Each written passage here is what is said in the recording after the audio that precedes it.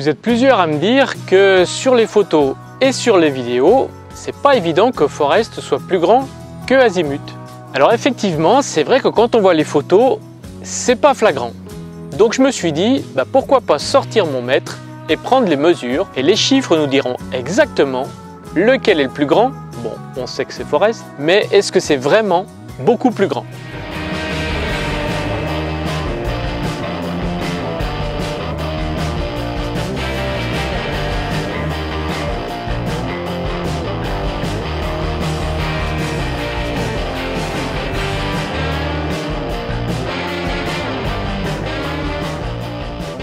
Mon mètre, il doit être par là. Oui, ici. Yep. La première mesure que je vais prendre, c'est celle entre le socle de la banquette et le socle du siège avant.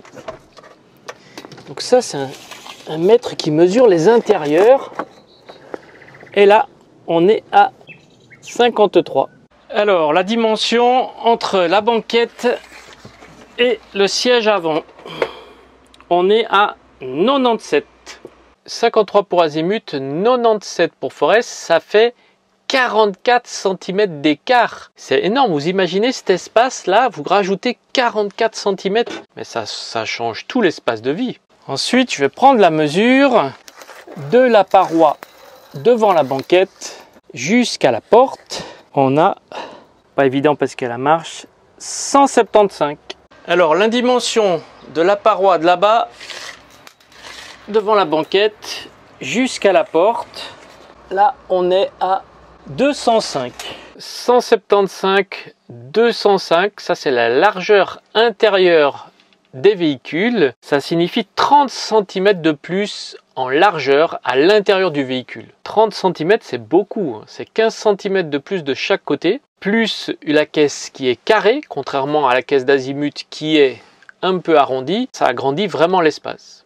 La largeur entre les deux dossiers, alors évidemment ça dépend comment est reculé le siège, mais si on recule au maximum entre les deux dossiers, on est à 96 du dossier jusqu'au siège. Et puis la dimension que j'ai prise là-bas entre donc le dossier de la banquette et le siège conducteur, on est à 117. 117. Entre la banquette et le siège chauffeur, 21 cm en plus pour Forest. Là également, ça fait un espace plus grand. Ensuite, je vais prendre la mesure entre la banquette et le meuble en face. 42 cm. Donc le passage le plus étroit, c'est entre la banquette et le meuble en face. Comme dans Azimut. Ici, on a 56. Alors dans Azimut, c'est toujours un endroit qui a été problématique puisque j'ai une banquette en fait 2 places homologuées, ce qui veut dire qu'il y a les ceintures, c'est 2 places pour rouler puisque Azimut est un 4 places, Forest est également un 4 places, donc sur la carte grise on peut rouler avec 4 personnes et cet espace est étroit entre la banquette et le meuble et là on voit qu'il y a 14 cm de plus, c'est pas énorme 14 cm de plus, mais ça change quand même, le passage est tout de même moins étroit dans Forest que dans Azimut où les 42 cm, c'est difficile de se croiser à deux par exemple. Ensuite, je vais mesurer la largeur de l'allée entre les deux meubles. Entre les deux meubles, 62 cm. La largeur de l'allée. Alors l'allée n'est pas droite, vous voyez, il y a un petit décrochage ici. Mais la largeur ici, on est à 72. Et dans l'autre partie, on est à 75. Alors la largeur de l'allée c'est différent puisque Azimut a une allée en fait droite qui est coupée par la banquette. On a 62 cm de large, c'est 10 cm de moins que Forest et encore dans la partie la plus large, Forest fait 75 cm, ce qui fait 13 cm d'écart. Donc on va dire 10 cm dans la partie étroite, 13 cm dans la partie longue. Ça change également un peu la donne, en tout cas c'est plus facile de se croiser dans Forest que dans Azimut. Ensuite je vais mesurer la longueur du meuble du fond, c'est-à-dire sous le lit, jusqu'ici, la longueur de la cabine. Donc, c'est la longueur de l'allée centrale, hop, ici. La longueur de l'allée centrale fait 214 exactement. La longueur de l'allée depuis le meuble du fond jusqu'au siège avant, et ben on a tout juste 3 mètres.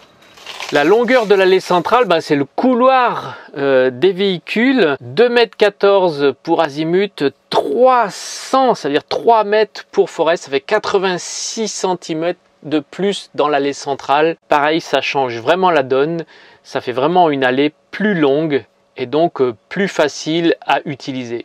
La profondeur du meuble de cuisine, 41. La profondeur de la cuisine dans sa partie la plus étroite, on est à 56 de profondeur. La cuisine d'azimut est très étroite, 41 cm, 56 dans la partie la plus étroite pour Forest, 15 cm d'écart sur la profondeur de la cuisine, ça permet par exemple de mettre un petit gobelet ou de mettre un ustensile, ça change quand même la donne. Et la largeur 95, et lorsqu'on met la rallonge, on arrive à 131. La longueur du plan de travail, on est à 105 sans extension possible.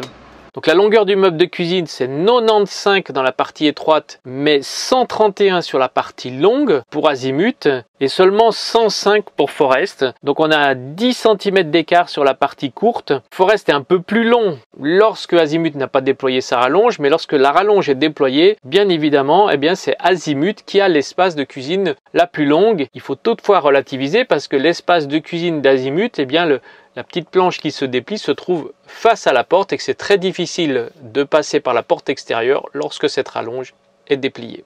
Maintenant, la largeur de la salle de bain. 67. La largeur de la salle de bain, 68. La largeur de la salle de bain, c'est à peu près kiff-kiff puisqu'il y a 1 cm d'écart entre Forest et azimut, donc on peut dire que les salles de bain font la même profondeur. La profondeur de la salle de bain, 86. La profondeur de la salle de bain, 107,5. Alors sur la largeur, ça change la donne puisqu'il y a 21 cm. La largeur de la salle de bain de Forest fait 21 cm de plus que azimut. Le fait que les toilettes soient plus dégagées et que l'espace douche donc est plus important puisque les toilettes ne sont pas dans l'espace de douche. Donc je pense que ça sera plus confortable pour prendre la douche dans Forest que dans azimut. Maintenant la hauteur sous plafond. Je vais m'appuyer sur la porte ici pour la hauteur sous plafond. En ligne droite, on a 190. Alors la hauteur sous plafond, en fait, il y a deux hauteurs. Il y a une hauteur ici et une partie plus haute ici. Donc sur la partie basse, on va prendre d'abord la partie basse. On est à 193. Et sur la partie haute, hop, on est à 201. La hauteur sous plafond est sensiblement la même puisqu'on a 1,90 sur azimut et 1,93 sur Forest. C'est 3 cm d'écart, ça change pas grand chose. Par contre, il y a un petit décrochage donc sur le toit de Forest sur la partie avant. Là, on est à 2 mètres, 2 mètres 1 exactement. Ça va pas me changer la vie. Moi, je mesure 1,71 donc ça change pas grand chose. Mais ça sera quand même plus spacieux sur l'espace de vie là où il y a la table puisque il y a la hauteur. Il faut savoir toutefois que normalement dans Forest il y a un lit qui descend sur la table, que ce lit a été jeté par l'ancien propriétaire et que moi j'ai pas l'intention de le réinstaller, tout simplement parce que j'en ai pas l'utilité. Le budget pour installer ce lit qui est un lit électrique qui monte et qui descend est quand même assez élevé, donc je préfère garder mes sous pour faire autre chose. La largeur du lit, la largeur du lit 140, oui. Bon, ce qui n'est pas vraiment une surprise puisque c'est la largeur du matelas. Les deux lits font 140, toutefois un bémol, c'est que azimut, le matelas n'est pas droit, le lit n'est pas droit, puisque sur la partie pied, on a 1,20 m et 1,40 m aux épaules, alors que dans Forest, on a 1,40 m sur toute la taille du matelas, donc c'est un matelas standard, un matelas de 140, un matelas à la française, qui a une taille normale, comme dans un lit classique, ce qui n'est pas le cas pour azimut puisque c'est un matelas spécial qui fait 120 au pied, 140 à la tête, donc je pense que ça doit être plus confortable de dormir dans Forest que dans azimut. La longueur du lit. La longueur du lit, 190. Maintenant la longueur du lit. En fait, c'est les parois entre le lit. On est à 210. Au niveau de la longueur du lit, le lit, de toute façon, il fait 140 sur 190, qui est la dimension classique d'un matelas, 140 sur 90. Il faut toutefois quand même relever quelque chose, c'est que Forest a deux bandes en fait de bois qui sont à la tête et aux pieds et qui donnent une longueur totale de 2,10 m intérieur au niveau du lit, ce qui est plutôt confortable. Donc ça fait 20 cm d'écart avec azimut.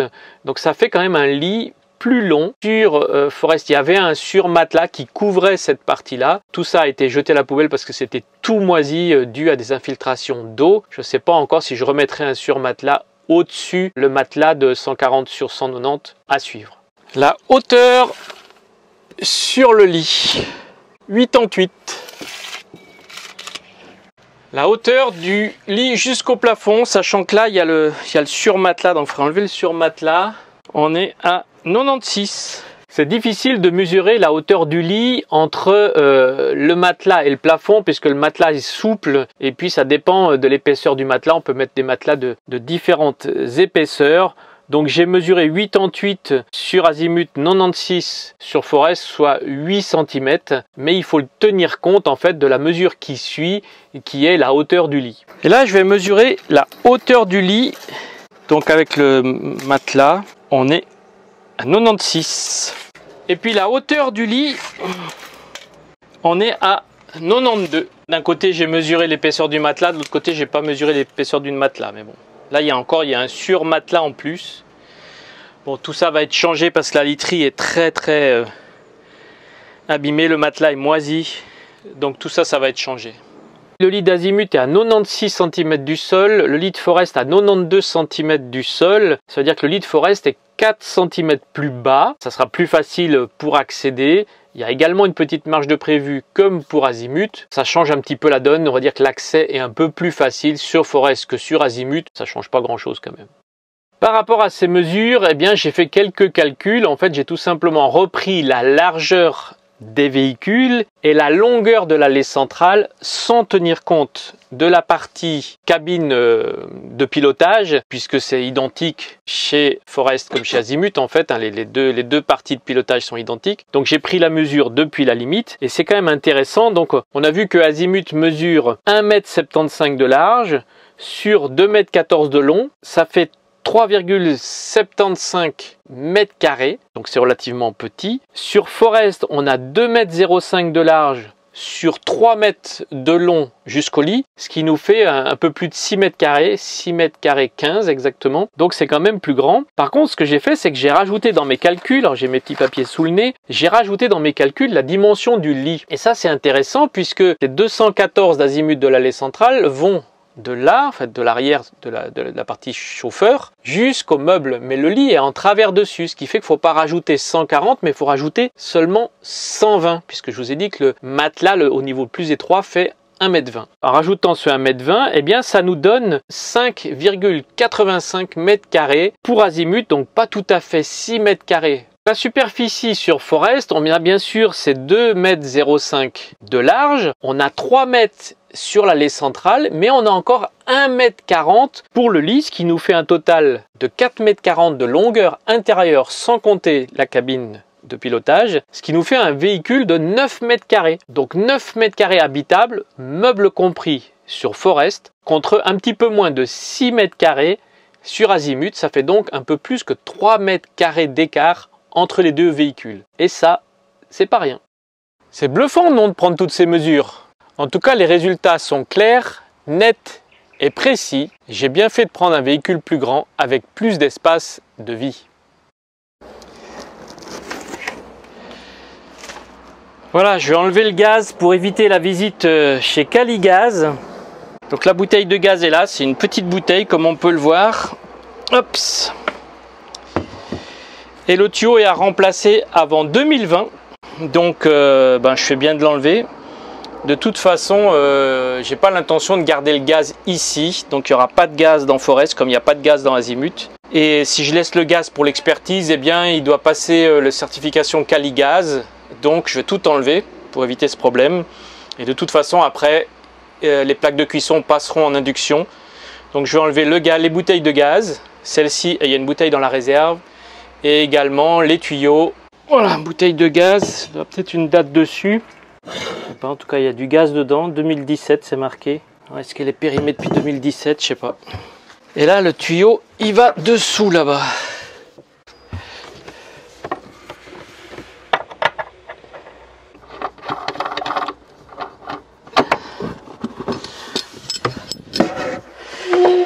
Voilà, le tuyau est enlevé. Bon, là, il n'y a plus de gaz. Donc c'est bon. Remettre la banquette. Ce système de velcro, c'est pas ce qu'il y a de plus pratique. Voilà. Maintenant, on va aller voir la plaque de cuisson.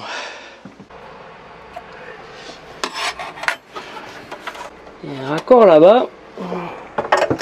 Est-ce que c'est du 17? Oui.